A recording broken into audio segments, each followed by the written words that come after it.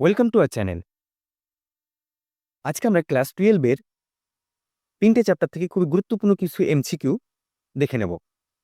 যে এমসিকিউগুলি 100% পসিবিলিটি থাকবে তোমাদের পরীক্ষায় আসার। এখানে শুধু 3টে চ্যাপ্টার নিয়ে বলছি আমরা, এবং সেই সাথে আমি আই বটনে আগের যে চ্যাপ্টারটাই আমরা ভিডিও করেছিলাম, অর্থাৎ অলিম্পিজম, সেই ভিডিওটার আই বটনে আমরা ভিডিওটা দিয়ে দেব। তোমরা পারলে সেখান থেকে দেখে নিতে পারো। চলো তাহলে আজকে কথা না বলে শুরু করা যাক আজকের ভিডিও। আরেকটা জিনিস বলে দিই তোমাদের, যদি চ্যানেলটিতে নতুন এসে থাকো অবশ্যই সাবস্ক্রাইব করে নেবে, আর যদি ভিডিওটি ভালো লেগে থাকে অবশ্যই লাইক করে দেবে। চলো বেশি কথা না বলে শুরু করে দিই। আজকের কি কোশ্চেন আমরা দেখে নেব। হ্যাঁ, এই কোশ্চেনগুলো এমসিকিউ নয়, তবে এই কোশ্চেনগুলো তোমরা যদি করো তাহলে অবশ্যই তোমরা এমসিকিউ, সেই সাথে সাথে যে সমস্ত case base study, assertion reason এবং ডান স্তম্ভ বাম স্তম্ভ মেলানোর যে কোশ্চেনগুলো আসে সেগুলো তোমরা এখান থেকে কোশ্চেন করার পরে পেরে যাবে। 100% শিওর, 100% পসিবিলিটি থাকবে যে এই প্রশ্নগুলো তোমার পরীক্ষায় আসবেই। প্রথম প্রশ্ন হচ্ছে, বিএমআই এর সম্পূর্ণ নাম কি? বিএমআই এর সম্পূর্ণ নাম হচ্ছে B for body, M for mass, I for index. তোমরা দেখতেই পাচ্ছ বডি মাস ইন্ডেক্স, বাংলায় যদি বলি দেহ ভর সূচক। পরের প্রশ্ন হচ্ছে, বিএমআই এর আবিষ্কারক কে? বিএমআই এর আবিষ্কারক কে? বিএমআই আবিষ্কারকের নাম করেই বিএমআই এর আরেকটা নাম আছে, সেটাও আমরা দেখে নেব। দেখো, বিএমআই এর আরেকটি নাম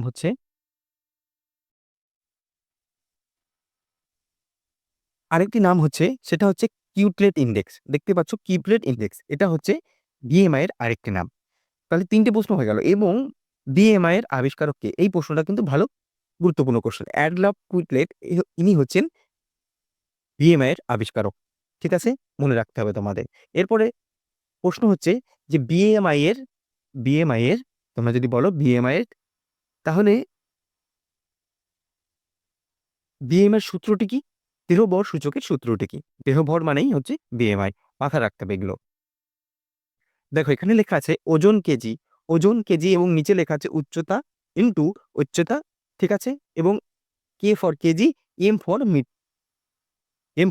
মিটার। ঠিক আছে, এখানে আমি লিখে দিয়েছি যেভাবে বইতে লেখা থাকে সেভাবে লিখে দিয়েছি। আর এখানে তোমাদের বোঝার জন্য সহজভাবে লিখে দিয়েছি উচ্চতা স্কোয়ার আছে, তো দুবার যদি উচ্চতা তোমরা গুণ করে দাও তাহলে তোমাদের উচ্চতা স্কোয়ার বেরিয়ে যাবে। ওজন ভাগ উচ্চতা স্কোয়ার, এটা তোমাদের হচ্ছে দেহভর সূচকের সূত্র। মনে রাখতে হবে কিন্তু এই সূত্রটা কিন্তু খুবই গুরুত্বপূর্ণ একটি কোশ্চেন।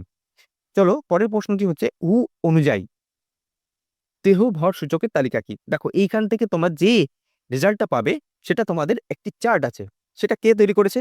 WHO, অর্থাৎ ওয়ার্ল্ড হেলথ অর্গানাইজেশন, তারা তৈরি করেছে একটি চার্ট। এখান থেকে যে রেজাল্ট বা আউটকামটা আসবে সেটা তোমাদের এই চার্ট সম্বন্ধে বা এই চার্ট মধ্যে মিলিয়ে তোমাদের জানতে হবে তুমি কোন ক্যাটাগরির মধ্যে আছো। বোঝা গেল? চারটি দেখো, 18 নিচে আন্ডারওয়েট, আন্ডারওয়েট হচ্ছে 18 নিচে, এইভাবে কোশ্চেনগুলো আসবে তোমাদের। এখানে কোশ্চেন কি করে আসবে দেখে মাথার মধ্যে আসছে না, কিন্তু আমি বলে দিচ্ছি তোমাদের কোশ্চেন এখান থেকে কিভাবে আসবে। এখান থেকে কোশ্চেন আসবে 18 নিচে বা 18 থেকে 24 পর্যন্ত কোন ক্যাটাগরির মধ্যে আসবে, বা তোমাদের ডান স্তম্ভ এবং বাম স্তম্ভ মিলনের মধ্যে এই কোশ্চেনগুলো আসবে। কিন্তু দেখে নাও একবার কিরকম, কোন মানে কত নাম্বার থেকে কত নাম্বার পর্যন্ত কোন ক্যাটাগরির মধ্যে আসবে সমস্ত কিছু। 18-র নিচে আন্ডারওয়েটের মধ্যে আসবে, 18.5 থেকে 24.9 হেলথ নর্মাল, এটা নর্মাল থাকবে। ঠিক আছে, ওইটা ভাগ করার পরে যে আউটকামটা আসবে সেই অনুযায়ী তোমাকে এই যে চার্ট আছে চার্টে মেলাতে হবে তুমি কোন ক্যাটাগরির মধ্যে আসছো, বা যার মাপছো সে কোন ক্যাটাগরির মধ্যে আসছে। 25 থেকে 29 এটা হচ্ছে ওভারওয়েট, এগুলো কিন্তু মনে রাখতে হবে তোমাদের। প্রথম আন্ডারওয়েট 18 নিচে, তারপর 18 থেকে 24 বা 25 পর্যন্ত হেলথ নর্মাল বা হেলদি। তারপরে হচ্ছে 25 থেকে 29 বা 30 পর্যন্ত হচ্ছে ওভারওয়েট। তারপরে 30 থেকে 49 ওবেস, সরি 49 হ্যাঁ, 34.9 বা 35 ওবেস। এখানে আবার ওবেসকে 3টে ভাগে ভাগ করা হয়েছে, ক্লাস 1, ক্লাস 2 এবং ক্লাস 3, মাথায় রাখতে হবে। ঠিক আছে, বোঝা গেল? এবার আমরা দেখে নেব পরের প্রশ্ন কি আছে। পরের প্রশ্নটি হচ্ছে যে রক্ত, রক্ত কি? উত্তর হলো রক্ত একটি তরল যোগ কলা। এই কথাটুকু শুধু মনে রাখতে হবে, তরল যোগ কলা, এই কথাটুকু মনে রাখলে তোমাদের হয়ে যাবে রক্ত একটি তরল যোগ কলা, এটা মাথায় রাখতে হবে। ঠিক আছে, তারপরে রক্তের উপাদানগুলো কি কি, অর্থাৎ রক্তের মধ্যে কি কি থাকে যে আমরা লাল দেখি তা সেটা কি জন্য থাকে সেটা সবাই জানো আশা করি, হিমোগ্লোবিনের জন্য থাকে। হিমোগ্লোবিন, হিমোগ্লোবিন, গ্লোবিনের জন্য রক্তের রং লাল হয়। ঠিক আছে, রক্তের কি কি উপাদানগুলো থাকে? একটা হচ্ছে লোহিত রক্তকণিকা, একটা শ্বেত রক্তকণিকা, আর একটা হচ্ছে অনুচক্রিকা। যদি ইংরেজিতে বলি কি, লোহিত রক্তকণিকার ইংরেজি নাম হচ্ছে আরবিসি, আরবিসি বা রেড ব্লাড সেল। আর শ্বেত রক্তকণিকার ডব্লিউবিসি অর্থাৎ হোয়াইট ব্লাড সেল। আর অনুচক্রিকার নাম কি? অনুচক্রিকার নাম হচ্ছে প্লেটলেটস। ঠিক আছে, যেটা শুধুমাত্র যদি ডেঙ্গু হয়ে যায় তাহলে কমে যায়, সেটা তোমরা সবাই জানো যে প্লেটলেটসের কাউন্ট কমে গেলেই ডেঙ্গু রোগটি বেশি করে জড়িয়ে ধরে 12 থেকে।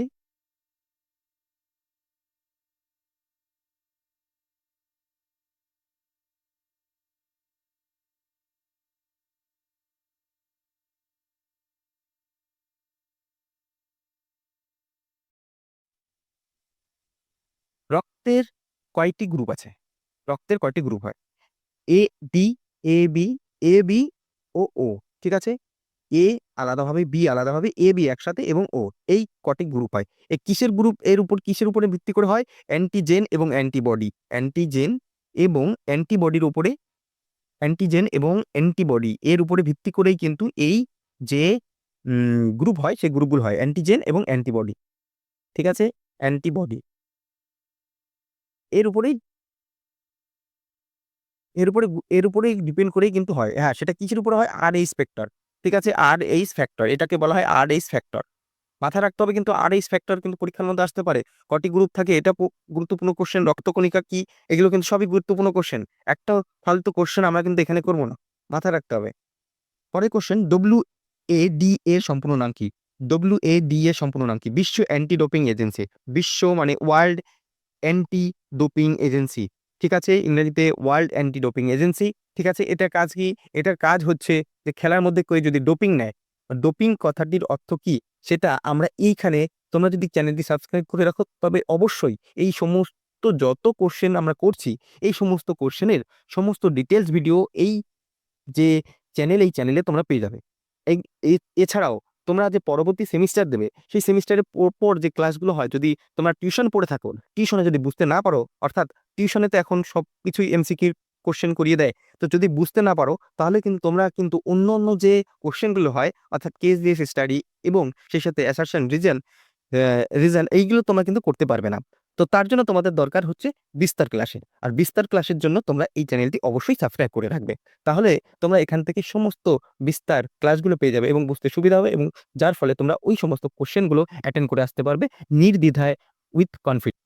পরের কোশ্চেন হচ্ছে, সংবহন তন্ত্রকে কত ভাগে ভাগ করা যায়?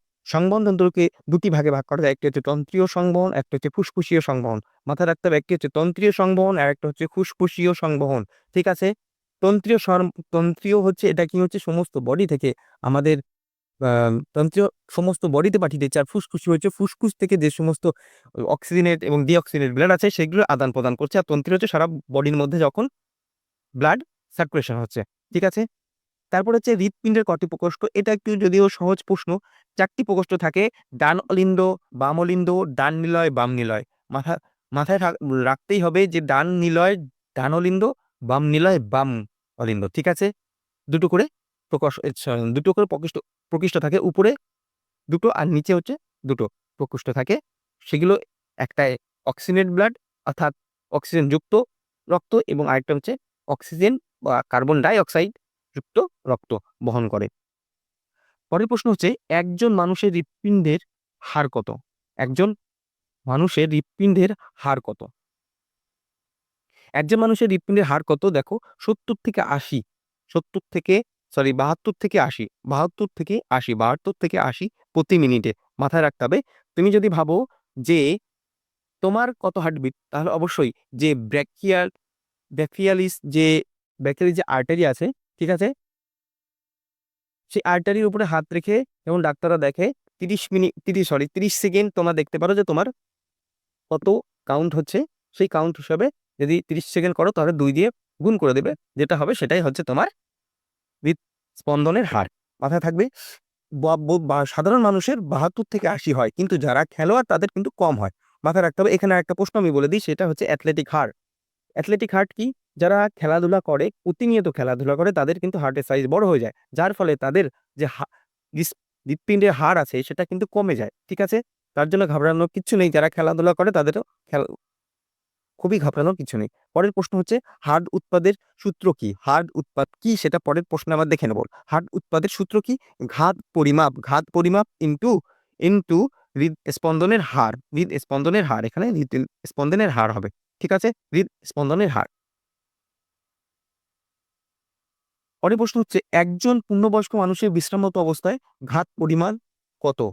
দেখো এখানে লেখা আছে ৭০ থেকে ৯০। উত্তর হচ্ছে ৭০ থেকে ৯০, ১০০ থেকে ১২০ মিলিলিটার ব্যায়াম চলাকালীন। ১০০ থেকে ১২০ মিলিলিটার হচ্ছে ব্যায়াম চলাকালীন। ব্যায়াম চলাকালীন কত? ব্যায়াম চলাকালীন বা কোথা থেকে তুমি দৌড়ে এসছো তখন কিন্তু তোমার হৃদস্পন্দনের হার এবং ঘাত সমস্ত কিছু কিন্তু বেড়ে যায়। বিশ্রামরত অবস্থায় একরকম থাকে এবং তুমি যখন কোনো অ্যাক্টিভিটি করছো, এক্সটার্নাস অ্যাক্টিভিটি করছো, তখন কিন্তু তোমার সমস্ত ঘাত এবং তোমার হৃৎপিণ্ডের যে স্পন্দন আছে সেটাও কিন্তু বেড়ে যায়। ঠিক আছে? ৭০ থেকে ৯০ হচ্ছে বিশ্রামরত অবস্থায় এবং ১০০ থেকে ১২০ মিলি হচ্ছে ব্যায়াম চলাকালীন। মাথায় রাখতে হবে। সাধারণ ব্যক্তির রক্তের পরিমাণ কত থাকে? একজন মানুষের শরীরে রক্ত কত থাকে? ৫.৬ লিটার। এটা কিন্তু কমপক্ষে বলা হয় বা অনুমান করা হয় যে ৫ থেকে ৬ লিটার। ঠিক আছে? তোমরা যদি এইখানে ক্লাস করো, ডিটেইলস এর ক্লাসগুলো করো, তাহলে তোমরা প্রত্যেকটা জিনিসের একদম ডিটেইলস, একদম কোনটা কি হয়, কেন হয়, সমস্ত কিছু ক্লাস কিন্তু এখান থেকে পেয়ে যাবে। তো অবশ্যই চ্যানেলটি সাবস্ক্রাইব করে রাখবে। পরের প্রশ্ন হচ্ছে সাধারণ ব্যক্তির পেশিতন্ত্র এবং রক্তজালিকায় অনুপাত কত? ঠিক আছে? রক্তজালিকা এবং পেশিতন্তু। পেশিতন্তু হচ্ছে মাসেল যেগুলো দেখতে পাচ্ছ তোমরা, চামড়ার নিচে যেটা থাকে সেটা হচ্ছে পেশিতন্তু। যেমন তোমরা পোল্ট্রিতে দেখো যে যখন চামড়াটা তুলে ফেলা হয় তখন যে জিনিসটা দেখা যায় সেটা হচ্ছে মাসেল। ঠিক আছে? আর রক্তজালিকা কি? রক্তজালিকা হচ্ছে তার ভিতর থেকে ছোট ছোট যেটা দ্বারা আমাদের পুরো পেশির মধ্যে রক্ত সরবরাহ করা হয় সেটা হচ্ছে রক্তজালিকা বলা যায়। ঠিক আছে? যদি ইংরেজিতে বলি, যদি বুঝতে পারো তো ভালো, যেটাকে বলা হয় ক্যাপিলারিস। ঠিক আছে? এর একজন ব্যক্তির পেশিতন্ত্রের রক্তজালিকা অনুপাত কত? 1:1, ঠিক আছে? 1.1 হচ্ছে পেশির একজন ব্যক্তির পেশিতন্ত্র ও রক্তজালিকার অনুপাত। এবং যারা খেলাধুলা করে তাদের কত? তাদের হচ্ছে 1.5। 1.5 হচ্ছে যারা খেলাধুলা করে। মাথায় রাখতে হবে। অক্সিডেশন কি? বিটা অক্সিডেশন কি? বিটা অক্সিডেশন হচ্ছে এলডিএল থেকে এইচডিএল এ রূপান্তরিত করা। এখন কথা হচ্ছে এইচডিএল কি বা এলডিএল কি, তাই তো? এলডিএল কথার অর্থ হচ্ছে লো ডেনসিটি লো ডেনসিটি লিপোপ্রোটিন। লো ডেনসিটি লিখে দিই, সেটা তোমাদের বুঝতে ভালো হবে। লো ডেনসিটি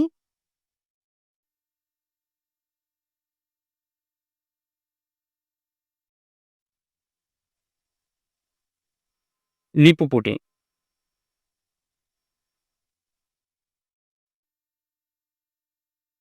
ঠিক আছে? লো ডেনসিটি লিপোপ্রোটিন। এবার এইখানেই বলছে এইচডিএল কি? এইচডিএল হচ্ছে হাই। ঠিক আছে? শুধুমাত্র এখানে হাই ডেনসিটি লিপোপ্রোটিন, আর কিছুই না। একই জিনিস দুটোই, শুধু একটা হচ্ছে হাই, একটা হচ্ছে লো। ঠিক আছে? এবার দেখে নাও রোগের প্রকৃতিগুলি কি? এটা হচ্ছে আরেকটা যে চ্যাপ্টার আছে সেই চ্যাপ্টার থেকে বলে দিচ্ছি। যে চ্যাপ্টারটার নাম হচ্ছে সংক্রামক রোগ প্রতিরোধ ও প্রতিকার। এই চ্যাপ্টার থেকে আমরা এখন কোশ্চেনগুলো করছি। রোগের প্রকৃতিগুলি কি? কি ভাবে রোগগুলি হয়? আসল কথা। রোগ কি এগুলো প্রশ্নগুলো দেয় না। তো রোগের কি ধরনের রোগগুলো হয় সেগুলো সম্পর্কে জেনে নিই। জীবাণু ঘটিত রোগ, অর্থাৎ জীবাণুর সাথে যে রোগগুলো হয়, যেমন আমরা যদি বলি যে কলেরা, টাইফয়েড, এগুলো হচ্ছে জীবাণু। ঠিক আছে? এক জায়গা থেকে এক জায়গায় যখন জীবাণু যায় তখন এই রোগগুলি আমরা সম্মুখীন হই। যেমন কলেরা, টাইফয়েড, হুপিং কাশি এগুলো। তারপরে হচ্ছে ভাইরাস ঘটিত রোগ। ভাইরাস গঠিত রোগ কি? জার্মান হাম, জল বসন্ত, পোলিও কিন্তু ভাইরাস গঠিত রোগ। তারপরে আসছে প্যারাসাইট। প্যারাসাইটিস কি? প্যারাসাইটিস এক ধরনের যেমন পরজীবী উদ্ভিদ, সেটাকে বলা হয় প্যারাসাইটিস। ঠিক আছে? যেমন আমরা যদি বলি কি একদম সোজা সচক্ষে আমরা দেখা, সেটা হচ্ছে কৃমি। কৃমি হচ্ছে প্যারাসাইটিস। ঠিক আছে? তারপর হচ্ছে ছত্রাক। ছত্রাক কোনগুলো? ছত্রাক হচ্ছে আমাদের শরীরে যেগুলো হয়, দাঁত হয়, এগুলো হচ্ছে ছত্রাক জাতীয়। ঠিক আছে? এবং হাজা হয়, ছুলি হয়, সেগুলো হচ্ছে কিন্তু ছত্রাক জাতীয়।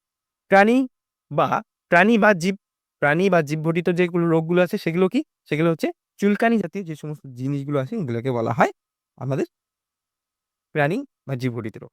তারপরে হচ্ছে অপুষ্টিজনিত রোগ, যেমন প্রোটিনের অভাবে হয়, সেটা হচ্ছে ম্যারাসমাস, ম্যারাসমাস এটা কিন্তু কোশ্চেন একটা, যে অপুষ্টির জনিত কোন রোগগুলো হয়? ম্যারাসমাস রোগ, ঠিক আছে? হরমোনের ইমব্যালেন্স বা হরমোনাল সমস্যা হলে তখন কোন রোগগুলো হয়? তখন হয় বহুমূত্র। বহুমূত্র অর্থাৎ বারে, বারে প্রস্রাব। এটা হচ্ছে হরমোনের সমস্যার জন্য হয়। শারীরিক অ্যালার্জি, শারীরিক অ্যালার্জির জন্য কি রোগগুলো হয়? শারীরিক অ্যালার্জির জন্য যেমন হাঁপানি, আমবাত এগুলো হচ্ছে অ্যালার্জি, অ্যালার্জি জাতীয়। শারীরিক মানসিক বৈকল্যজনিত রোগ, ঠিক আছে? অপুষ্টি, বংশগত রোগ, আঘাতজনিত রোগ, আঘাতজনিত যখন অ্যাক্সিডেন্ট হলো হাত পা বাদ চলে গেল, এটা হচ্ছে আঘাতজনিত রোগ। ঠিক আছে? অজানা অনেক রোগ থাকে, বংশগত রোগ থাকে। বংশগত রোগ যেমন কারোর আ বাবার ডায়াবেটিস আছে এবং সেই থেকে সেই ছেলেরও ডায়াবেটিস হয়ে গেছে। এটা হচ্ছে বংশগত রোগ। ঠিক আছে?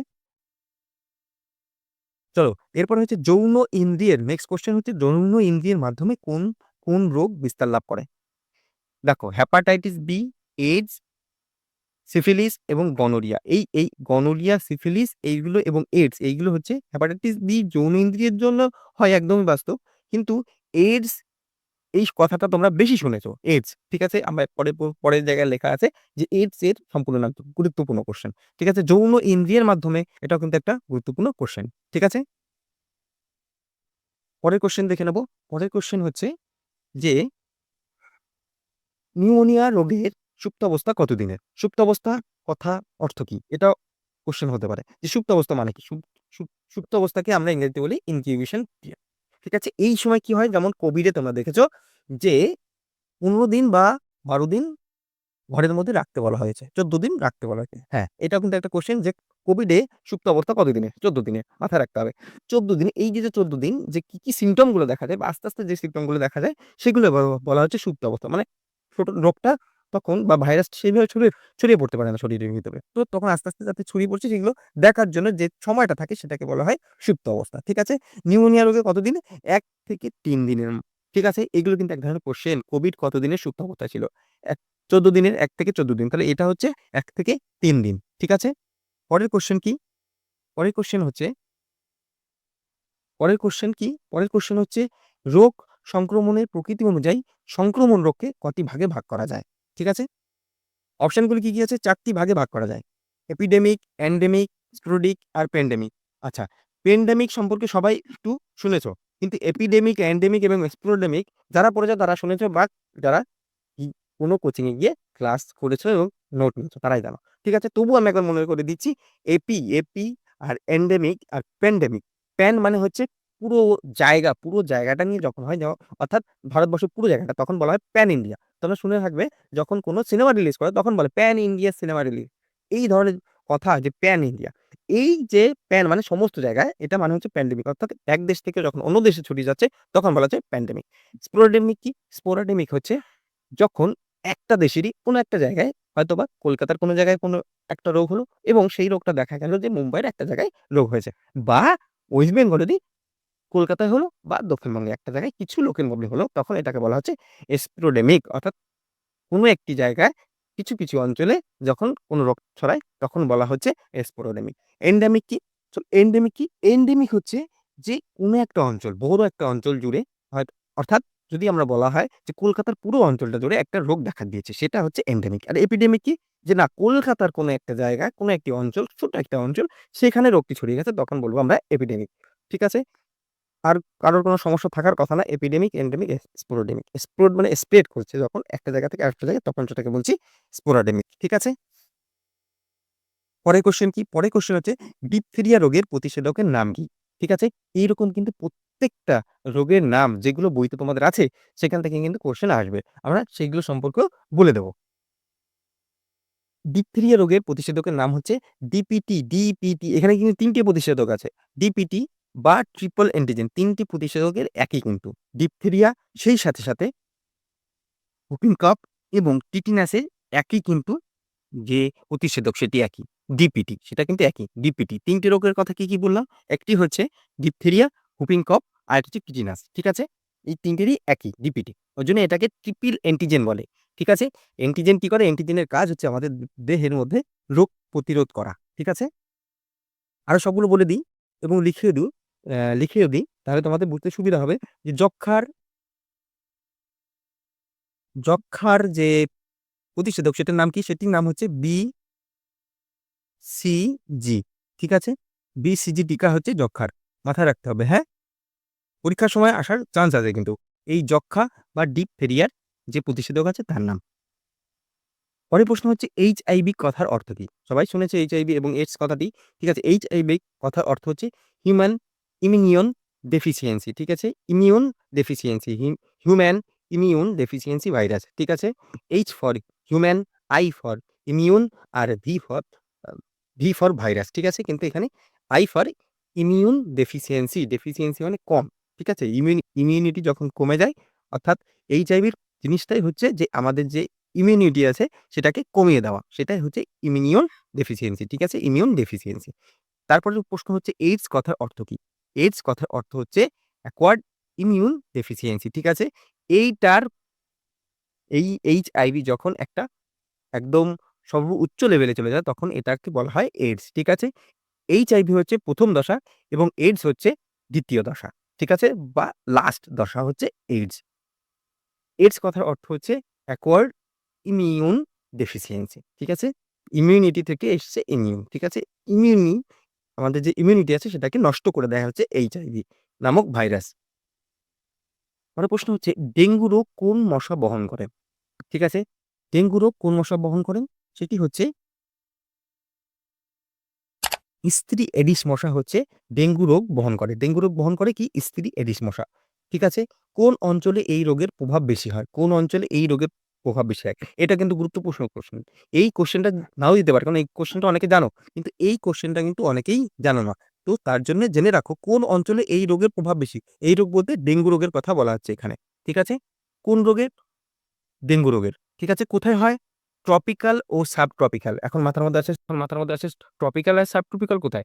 যে ইন্ডিয়া যে বেলটা দেখা যাচ্ছে, চায়নার খানিকটা অংশ, নেপাল, ভুটান। ঠিক আছে, এই যে পুরো বেলটা, এই বেলটাকে বলা হয় ট্রপিক্যাল বা সাবট্রপিক্যাল। যেখানে রোদের আলো বেশি আসে সেটাকে বলা হয় ট্রপিক্যাল বা সাবট্রপিক্যাল।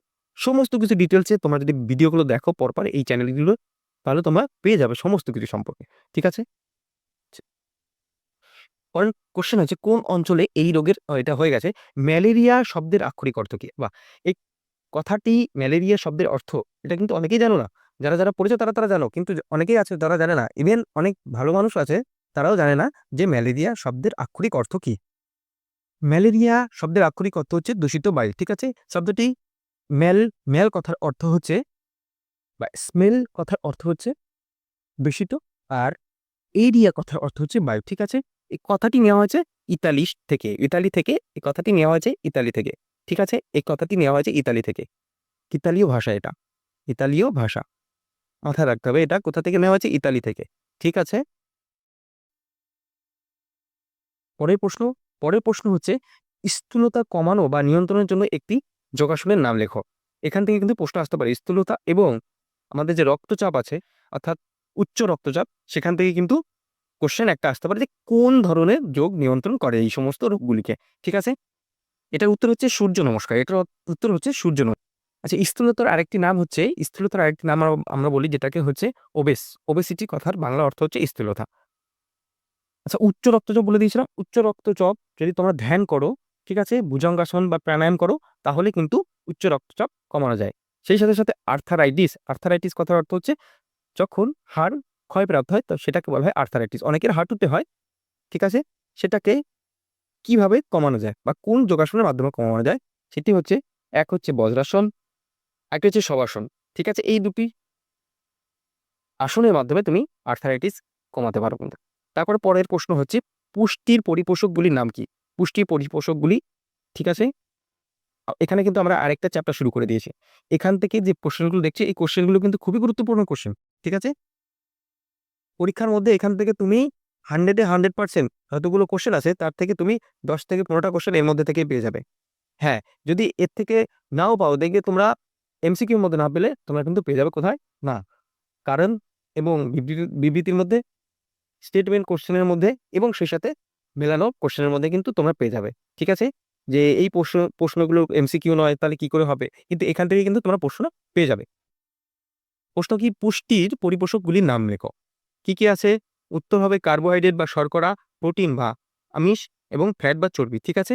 এগুলো হচ্ছে পুষ্টি পরিপোষক, ঠিক আছে? কার্বোহাইড্রেট তোমরা শুনেছো, প্রোটিন, ফ্যাট এগুলো শুনেছো, আরও আছে, সেগুলো আমরা দেখে নিচ্ছি। কি কি আছে? প্রথমে বললাম কার্বোহাইড্রেট, তারপরে প্রোটিন, তারপর হচ্ছে ফ্যাট, ভিটামিন, মিনারেল, আর হচ্ছে জল, ঠিক আছে? এইগুলো হচ্ছে পুষ্টির পরিপোষক। এটা কিন্তু খুবই গুরুত্বপূর্ণ কোশ্চেন, যে পরিপোষকগুলি কি কি? Carbohydrate, protein, fat, vitamin, mineral, আর হচ্ছে জল, ঠিক আছে? পরের কোশ্চেন হচ্ছে দেহের শক্তির যোগান দেয় পুষ্টির কোন পরিপোষক? ঠিক আছে, কার্বোহাইড্রেট বা শর্করা। কার্বোহাইড্রেট বা শর্করা হচ্ছে দেহের মধ্যে সব থেকে শক্তির যোগান দেয়। আর প্রোটিনের কাজ কি? প্রোটিনের কাজ হচ্ছে দেহের কোষ বা অন্য যে সমস্ত রক্ত, হরমোন, সমস্ত কিছু তৈরির ক্ষেত্রে কিন্তু প্রোটিনের একটি গুরুত্বপূর্ণ ভূমিকা রয়েছে। সমস্ত কিছু অ্যান্টিবডি তৈরিতেও প্রোটিন সমস্ত কিছু তৈরি করে। অর্থাৎ আমরা যদি সাধারণভাবে বলি, বিল্ডিং করে, কিছু তৈরি করার কাজ হচ্ছে প্রোটিনের। আর ফ্যাটের কাজ কি? ফ্যাটের কাজ হচ্ছে কার্বোহাইড্রেট যখন শেষ, যখন আর শক্তি উৎপাদন করতে পারছে না, তখন ফ্যাট কি করে? ফ্যাট হচ্ছে তার যে শক্তি আছে, অর্থাৎ ফ্যাটের কিন্তু যে ক্যালোরি আছে সেটা কিন্তু অনেক বেশি বেশি পাই আমরা।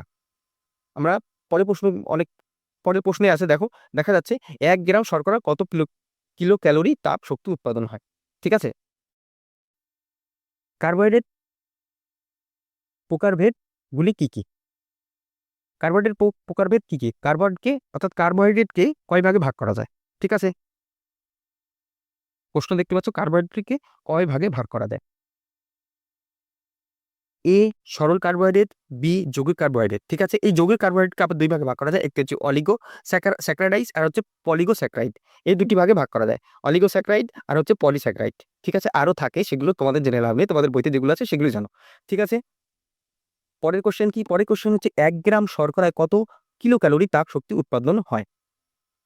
তাহলে 1 গ্রাম শর্করায় কত কিলো ক্যালোরি তাপ শক্তি উৎপন্ন হয়? কিলো ক্যালোরি এই কথাটি তোমরা হয়তো বা শুনেছো, বা যারা যারা শোনোনি, কিলো ক্যালোরির কথা অর্থ হচ্ছে যে তাপ উৎপন্ন হয় সেটার মাপার একক হচ্ছে কিলো ক্যালোরি, ঠিক আছে? আমাদের যে শক্তি উৎপন্ন হচ্ছে, অর্থাৎ তাপ, ঠিক আছে?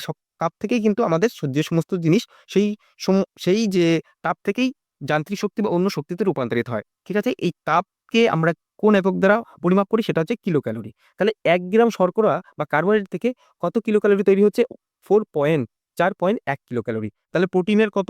প্রোটিনের যদি লিখে দিই, আমি প্রোটিনে লিখে দিচ্ছি, প্রোটিনের হচ্ছে 1 গ্রাম প্রোটিন থেকে উৎপন্ন হয় হচ্ছে 4.3 ক্যালো ক্যালোরি, 4.3 ক্যালো ক্যালোরি। আর তাহলে ফ্যাটের কত? ফ্যাটের কিন্তু সব থেকে বেশি হয়, ফ্যাটের হচ্ছে 9 কিলো ক্যালোরি, 9.3 বা 9 কিলো ক্যালোরি, ঠিক আছে?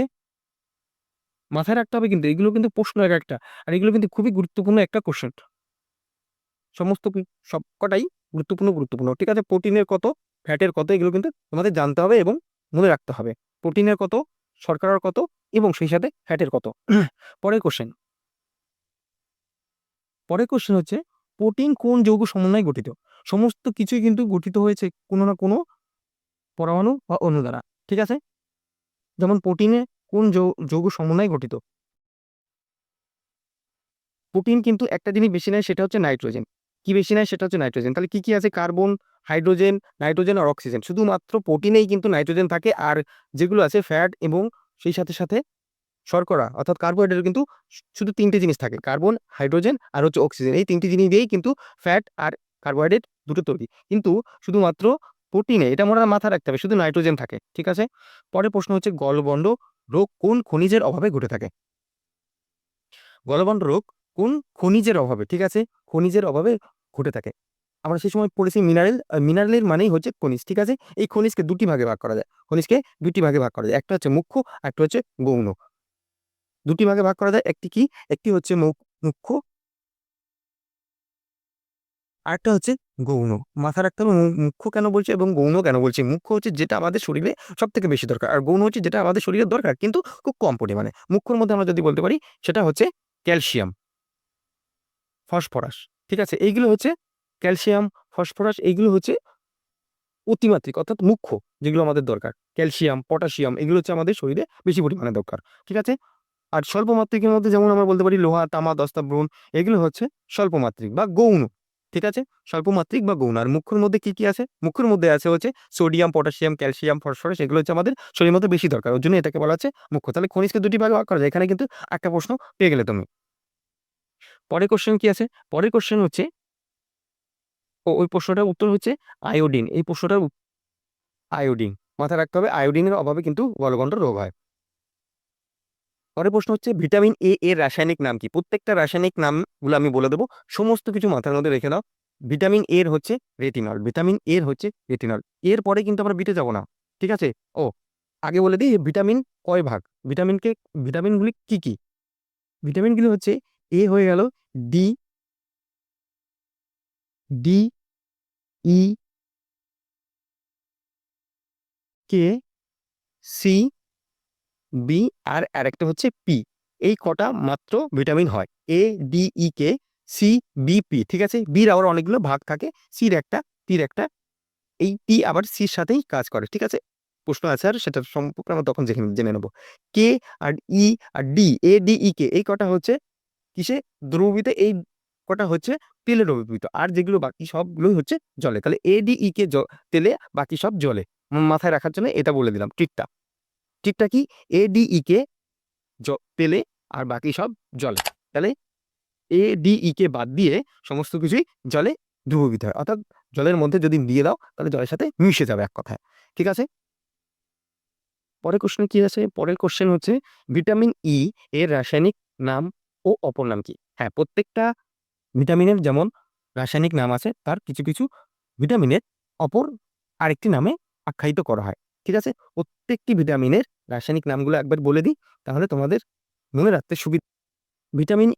ভিটামিনের এর তোমার অলরেডি পেয়ে গেছো, রেটিনল, ঠিক আছে?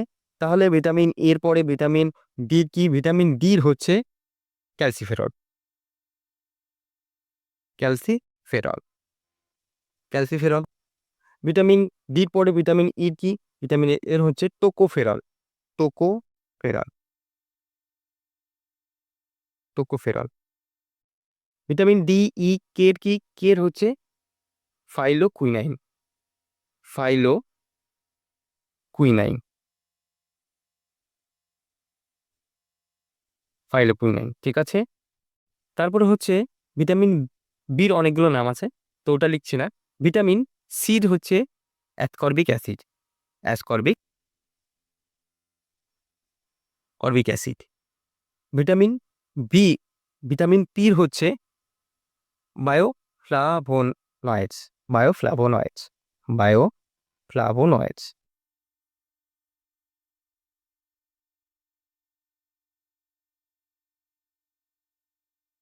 ফ্লাভোনয়েডস, ঠিক আছে? এই কটা হচ্ছে নাম। ভিটামিন বির অনেকগুলো নাম আছে, ঠিক আছে? ভিটামিন, একটা ভিটামিন কি মানে vitamin B 1, B 2, B 3, B 5, B 6, ঠিক আছে? বি 7, বি 8, বি 9, এরকম বি 12, এতগুলো নাম আছে, ঠিক আছে? বি 10ও নেই এবং বি 3 নেই, বি 4 নেই, ঠিক আছে? শুধুমাত্র। পরের প্রশ্ন হচ্ছে ভিটামিন এ, ভিটামিন ই এর রাসায়নিক নাম ও অপর নাম কি? এখানে লেখা আছে অ্যান্টি রাকাইটিস, এবং ভিটামিন ই অলরেডি বলে দিয়েছি, ভিটামিন ইর যে রাসায়নিক নাম সেটি হচ্ছে টোকোফেরল, হচ্ছে এর রাসায়নিক নাম, ঠিক আছে? পরবর্তী প্রশ্ন কি? পরবর্তী প্রশ্ন হচ্ছে রক্তে কত শতাংশ জল থাকে?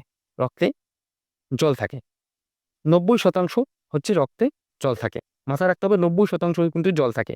হ্যাঁ, এটাও কিন্তু ভিটামিন চ্যাপ্টার থেকে নেওয়া হয়েছে। সেই সাথে সাথে তোমাদের বলে দিই পেশিতে কত শতাংশ থাকে? পেশিতে থাকে হচ্ছে 75%। পেশিতে থাকে, পেশিতে থাকে 75%, এবং লালারসে থাকে, লালারসে থাকে 95%। ওর জন্য জল কিন্তু আমাদের প্রচুর, প্রচন্ড পরিমাণে দরকার, এবং সেই সাথে সাথে ডাক্তারও বলে দেয়। এবং ত্বকের মধ্যে থাকে, ত্বকের মধ্যে থাকে 64%। এগুলো কিন্তু সবকটাই কোশ্চেন কিন্তু এক একটা। পেশিতে কত শতাংশ থাকে, লালারসে কত শতাংশ থাকে, রক্তে কত শতাংশ থাকে, এবং ত্বকে কত শতাংশ থাকে। যে কোনো একটা প্রশ্ন এখান থেকে কিন্তু পেয়ে যেতে পারো তোমরা। তো প্রশ্নগুলো সমস্ত কিছু ভালো করে দেখে নেবে, ঠিক আছে?